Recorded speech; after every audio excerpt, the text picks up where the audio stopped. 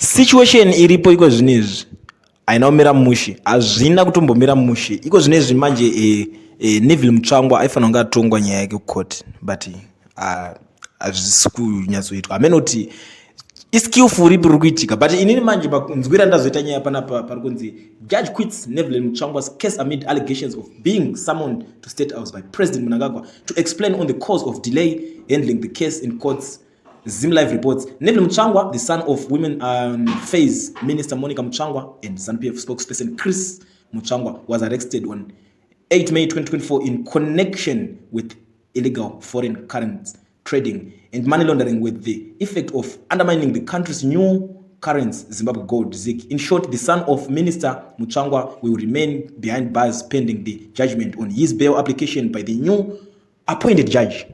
Ndo situation iri panapa iri kuitika yekuti mukomana manje judge aifanira kunge akamutonga. Amene kuti ranzi madelays avakaita ndechi, saka ipapo pakuita madelays kwavakaita ikoko ndo pari kunzi akadezwa kuState House achinzi aexplain kuti why akadelaya kutonga that case. Enzi akadezwa naPresident Emmerson Mnangagwa akasamunwa. Munokuziva kuti masummons kakunzi uyambonditudzoka iwe kuti chii chakaita kuti udelay mwana waMutsvangwa akunge achirarara behind bars. But ameno inini manje nyaya inondinetsawo because justice minister ziyamba kambobuda achiti vana vemashefu ndo vari kutoita unying'anya hwesewo.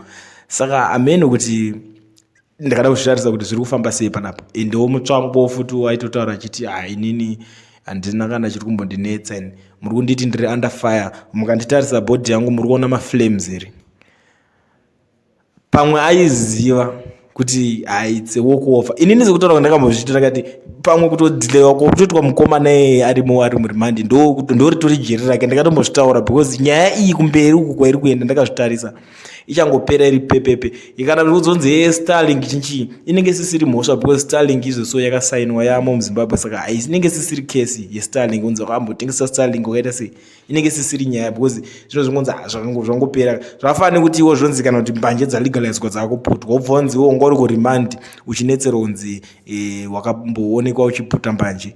Zvinonzi handizvo zvakalegalizwa, saka pasisina need kuti urambe uri because hakusina mutemo wokuti zvinosungisa because chinhu chakatonzi chaappruvwa zvikutora kuti kana kwanga kune mutemo wongori kumashure unenge watobreakwa mutemo wacho, ndo zvazvinongoreva. But situation iripo ndo mamiriro akaita sekutaura kwandambozviitawo.